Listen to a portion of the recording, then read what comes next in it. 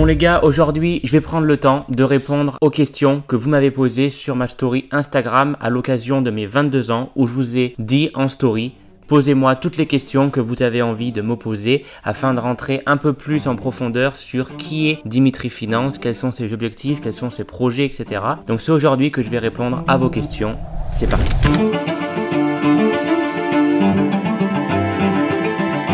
Avant de commencer la vidéo, petite nouveauté sur la chaîne, je vais lancer ma newsletter dans laquelle je vais noter absolument tout ce qui me passe par la tête, ce que j'apprends, là où je fais des erreurs, là où je réussis, ce que j'ai envie de lancer comme projet. J'ai envie d'écrire parce que j'aime bien écrire et donc je me suis dit, au lieu d'écrire tout seul sur un petit cahier, eh bien je vais en faire profiter les abonnés qui veulent en savoir plus. Et donc je vous ai fait une newsletter, vous avez juste à rentrer votre email et donc il y aura peut-être, je sais pas, 1-2 mails par semaine. Ce sera pas forcément régulier et je vous dis pas que tous les mardis matins à 8 h vous aurez un mail de Dimitri Finance, mais en tout cas dès que j'aurai une idée intéressante à vous partager, eh bien je vous la partagerai à travers cette newsletter. Donc le lien est juste en dessous, vous rentrez votre email et c'est bon, le tour est joué et vous recevrez normalement le premier mail de bienvenue très rapidement. Bref, commençons donc par la première question qui m'a été posée par Théo qui me demande: est-ce que tu vas continuer à faire des vidéos mensuelles sur tes investissements de PEA? C'est un grand oui, parce que le PEA, je le rappelle, c'est grâce à lui que j'ai commencé à investir par pur hasard. Donc en me rendant chez ma conseillère, j'allais juste ouvrir un livret A et qu'est-ce que je vois derrière elle? Une pancarte où c'était marqué 80 € offerts pour l'ouverture d'un PEA. Et donc par pur hasard, eh bien je lui ai demandé des renseignements sur le PEA et une semaine plus tard, j'ouvrais alors mon PEA à seulement 18 ans. Bon déjà ça c'est la première chose, c'est que le PEA j'y tiens beaucoup car c'est grâce à lui que je me suis littéralement lancé dans l'investissement. Et puis en plus de ça, sur ma chaîne YouTube, parler du PEA ça plaît beaucoup. Donc pour moi il est tout dans mon intérêt de continuer à parler du PEA. Et troisième point également, mon objectif c'est d'atteindre bien sûr les 150 000 € sur mon PEA de versement, je parle bien, pas de valorisation. Donc jusqu'à ce que je n'ai pas versé les 150 000 €, et bien tous les mois il y aura un bilan PEA. Donc autant vous dire que normalement pour au moins les 8 prochaines années, il y aura une vidéo bilan PEA, donc ce n'est plus la peine de poser cette question. Ensuite, j'ai une question de Enzo qui me demande à quand le prochain bien immobilier et quel type de bien. Alors déjà, on va y aller mollo, on va terminer ce premier bien. Normalement, du coup, l'appartement devrait être OK pour le mois de mai, mais ça va peut-être prendre un petit peu plus de temps, j'espère pas. Et ensuite, je pense pas directement me replonger sur un autre projet parce que juin, juillet, août, septembre, je vais devoir partir à l'étranger pour valider mon diplôme d'ingénieur, donc ça va me faire un gros trou dans l'année et peut-être que je me réintéresserai à l'immobilier en fin d'année, mais du coup je commencerai juste à refaire des recherches pour peut-être directement attaquer 2026 avec un nouveau bien immobilier. Et là par contre je me focaliserai plus sur une maison individuelle. Je reviendrai dessus plus en profondeur bien évidemment.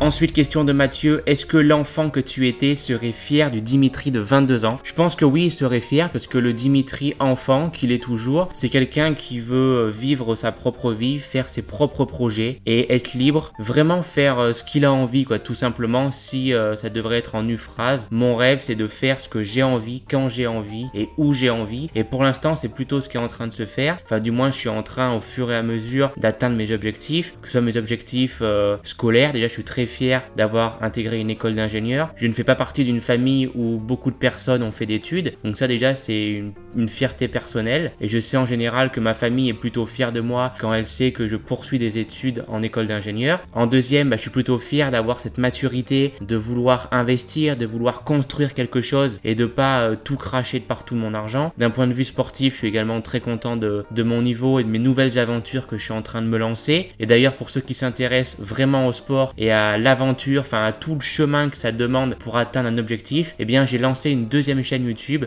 dans laquelle vraiment je m'amuse, je partage mon aventure dans le sport, en trail running. Donc ma chaîne s'appelle Dimitri Rouer, je vous la mettrai dans la description également, au moins vous pourrez vous abonner pour ceux que ça intéresse, c'est une chaîne secondaire. Donc oui, je pense que le Dimitri d'il y a, même le Dimitri d'il y a 3 ans, il serait fier du Dimitri d'aujourd'hui. En plus avoir construit une communauté sur YouTube et tout, c'est pas rien quand même. Aujourd'hui on est quasiment 15 000, donc ça commence à grossir, ça devient de plus en plus sérieux, donc franchement ouais, j'ai pas à me plaindre. Après j'ai beaucoup travaillé, que ce soit pour les études, pour YouTube, enfin Enfin, pour tout ce que je fais, de toute façon, ça demande du travail. Donc oui, je pense qu'il serait plutôt fier. Ensuite, une question de Adrien. Salut Dimitri, quels sont tes 3 grands objectifs en investissement pour 2025? Donc, mon premier objectif, déjà, ça va être de terminer ce premier appartement et de mettre un locataire à l'intérieur. Une fois que j'aurai fait ça, je serai super content. Ensuite, deuxième objectif, ça paraît assez simple, mais ça va être de continuer mon DCA sur mon PEA. Ça paraît très simple sur le papier, mais aujourd'hui, en fait, il y a tellement de facteurs qui nous influencent, les informations, les réseaux sociaux, nos amis, nos parents, notre famille, qui nous disent des fois, mais pourquoi Dimitri, tu fais tout ça, investir, etc.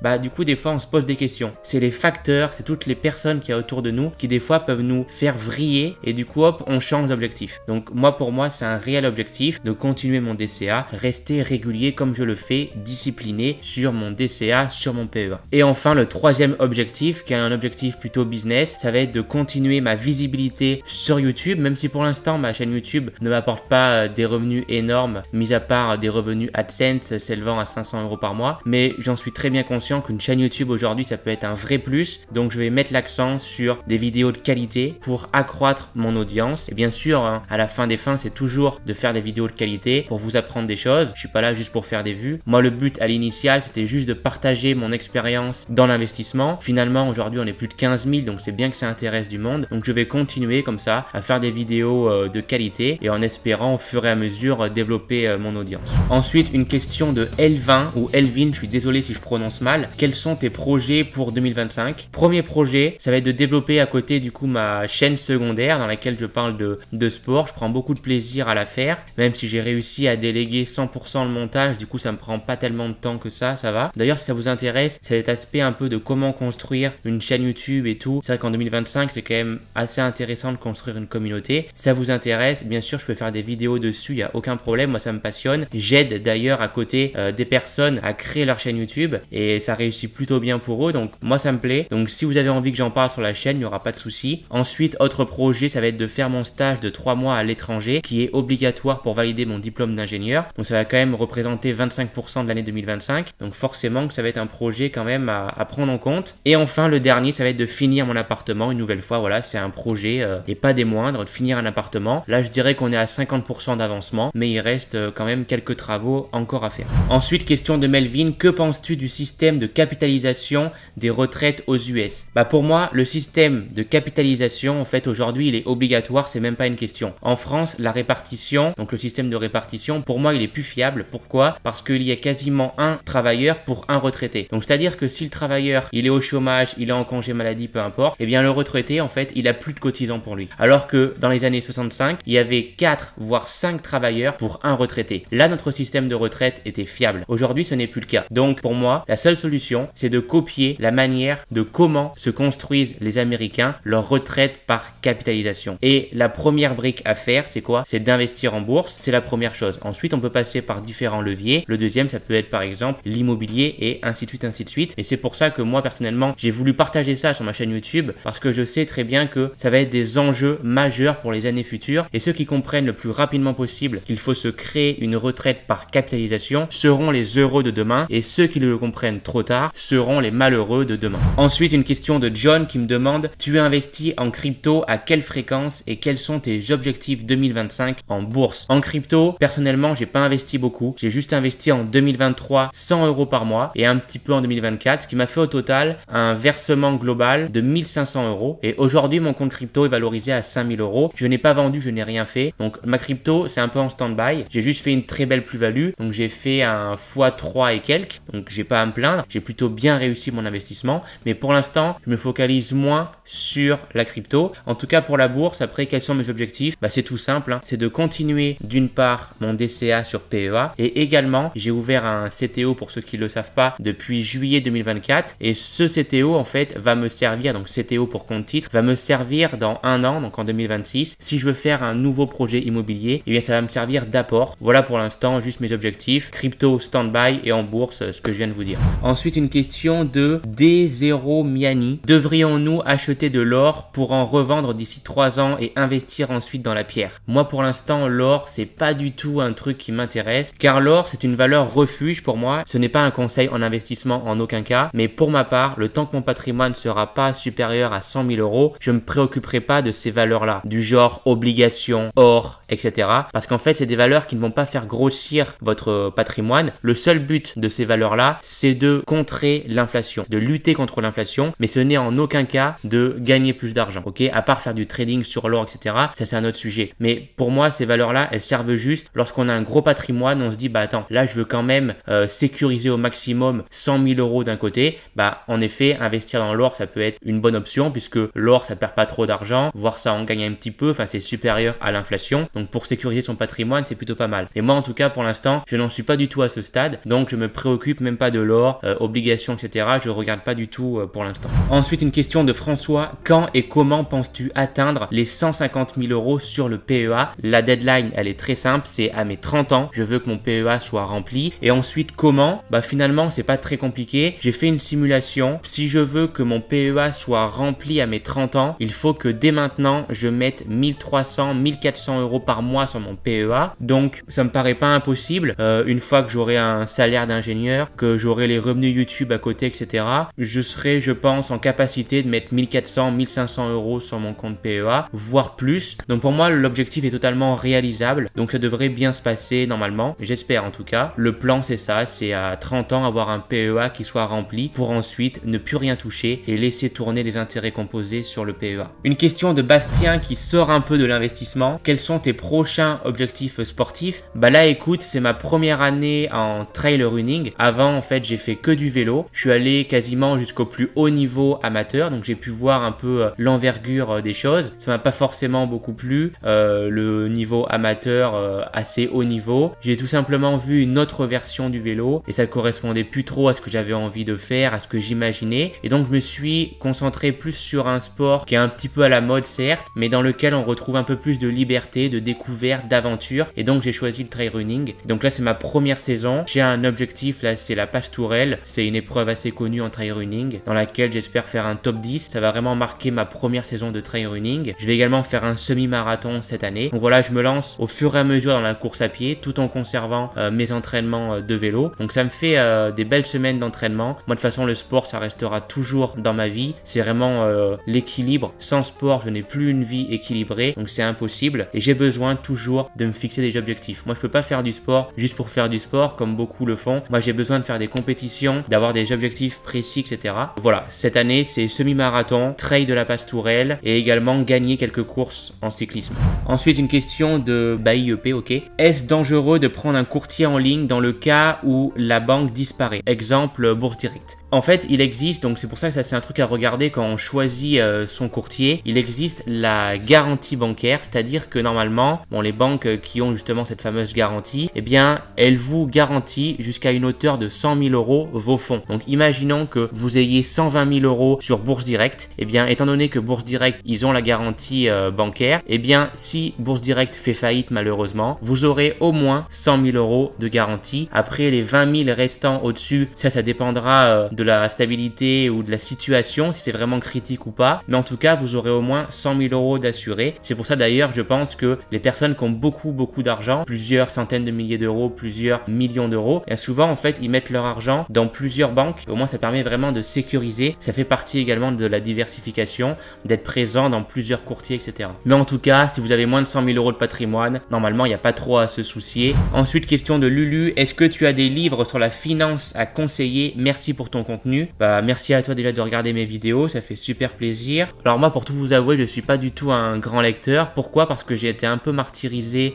par les livres qu'on doit lire obligatoirement au collège, au lycée. Ça m'a toujours perturbé parce que des fois, on lit des livres, ça m'intéressait pas du tout. Et du coup, ça m'a vraiment éloigné de la lecture. Là, je suis en train de me remettre à la lecture parce qu'il y a plusieurs personnes de mon entourage qui m'ont dit, Dimitri, si, la lecture, c'est super important. Donc du coup, je m'y remets. Mais du coup, j'ai pas beaucoup de livres à conseiller. Le livre, par contre, que j'ai lu et qui m'a fait beaucoup de déclics, c'est Père riche, Père pauvre. Je pourrais mettre le lien dans la description si tu veux, au moins tu auras juste à cliquer dessus. Après, il y a L'investisseur intelligent. Donc ça, c'est vraiment le livre de référence quand on commence à investir. Je suis en train de le lire, donc je peux pas encore me prononcer dessus. Et après, il y a d'autres livres, je t'avoue que j'en connais pas trop. Ce que je peux faire, c'est que je vais faire mes recherches de mon côté des meilleurs livres. Je te les mettrai dans la description. Mais en tout cas, de mon côté, j'en ai pas trop lu pour l'instant, donc je préfère pas mentir en disant j'ai lu ci, j'ai lu ça, machin. Non, pour l'instant, le seul livre que j'ai lu de A à Z, c'est père riche, père pauvre. Et là, je suis en train de lire L'investisseur intelligent. Ensuite, question de Jennifer, des actions ETF pour les débutants à part S&P 500. Première chose, lorsqu'on est vraiment débutant, pour moi, ce serait une grosse erreur. Encore une fois, c'est pas un conseil en investissement, de partir sur faire du stock picking, c'est-à-dire choisir soi-même les actions que l'on veut dans son portefeuille, parce que ça demande beaucoup trop d'analyse, beaucoup trop de choses à checker, etc.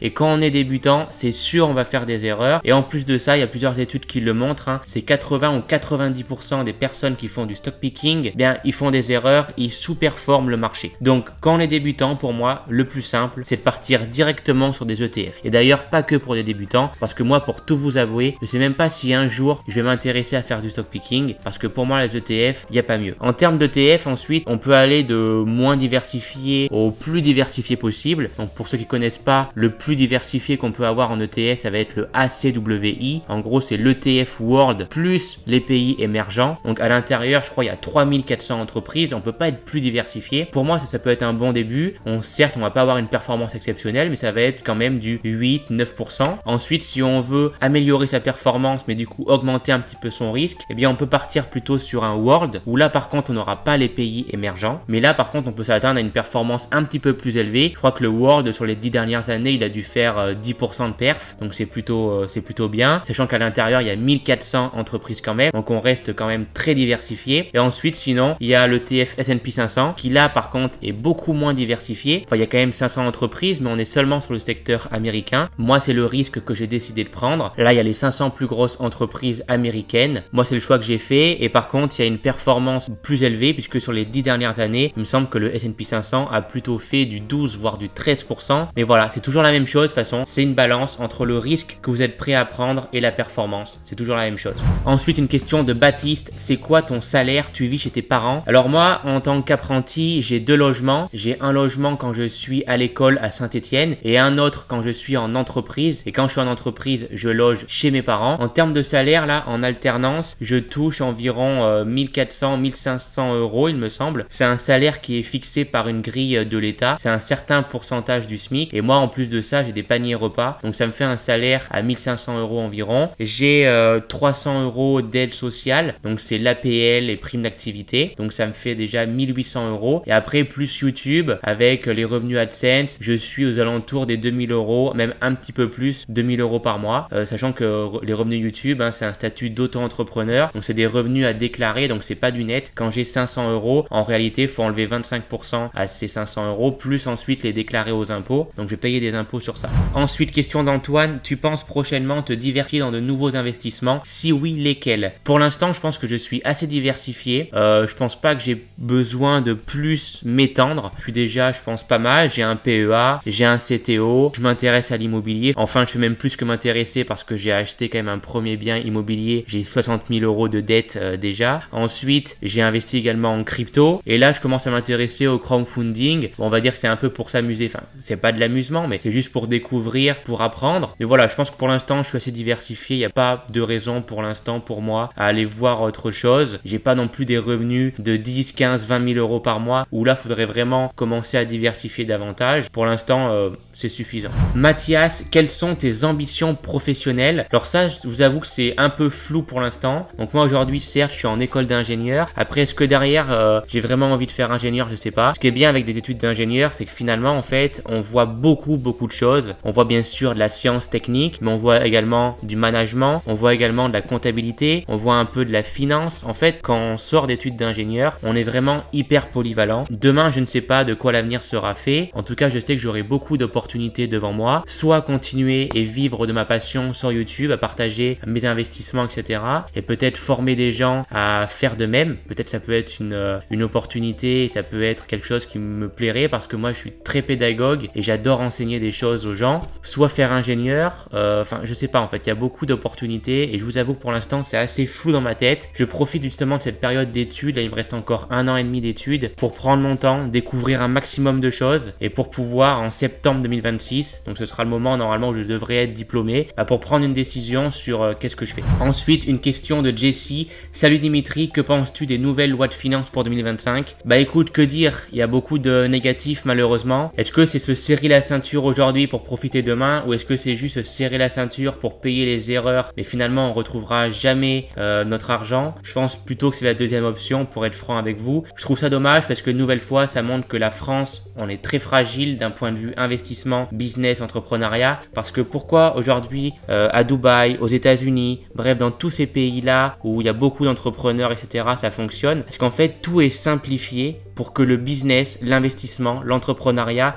se fasse de manière la plus rapidement possible. Alors qu'aujourd'hui, en France, j'ai l'impression qu'au contraire, quelqu'un qui veut se lancer, quelqu'un qui veut investir, quelqu'un qui veut entreprendre, en fait, on va tout faire pour lui mettre des gros bâtons dans les roues. Et ça, je trouve ça vraiment dommage parce qu'on ne peut pas réagir comme ça si on veut derrière avoir des résultats, si on veut être une startup nation. Tous ces trucs-là, en fait, c'est pas compatible avec d'un côté mettre plus de taxes, baisser le seuil de TVA pour les auto-entrepreneurs, enfin tous ces trucs-là qui ont aucun point positif et d'un autre côté vouloir accroître l'économie du pays. C'est pas possible. Pour l'instant, ça me touche pas trop parce que à part mon PEA, mon petit statut d'auto-entrepreneur où je mets mes revenus YouTube, ça va, je suis pas trop gêné. Mais c'est vrai que pour monter une société en France, c'est trop compliqué. C'est dommage en espérant que, comme j'ai dit, on se serre la ceinture aujourd'hui pour profiter demain. On verra si c'est le cas.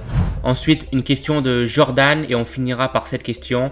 Quel objectif aimerais-tu atteindre pour ton patrimoine? Bon, je t'avoue, c'est pas une question facile.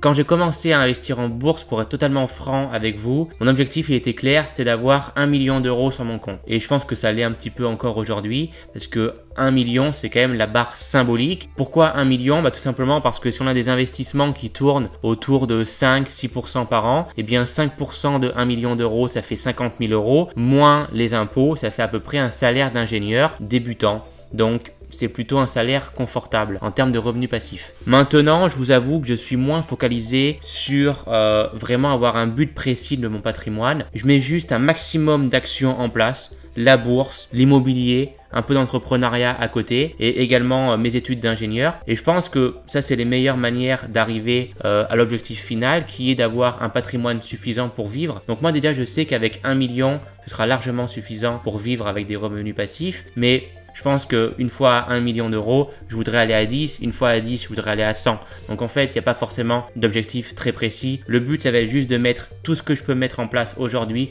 pour atteindre mes objectifs le plus rapidement possible. Voilà. Bref, j'espère que la vidéo vous aura plu. J'ai répondu à ces quelques questions pour être le plus transparent possible comme d'habitude sur qui est le Dimitri Finance. Comme je vous ai dit en début de vidéo, j'ai créé donc une newsletter. Vous pouvez vous inscrire. Il y a le lien dans la description. Vous avez juste à rentrer votre email et ensuite vous recevrez des mails quand j'en aurai envie. Et sur ce, on se retrouve pour une prochaine vidéo. C'était Dimitri. Ciao.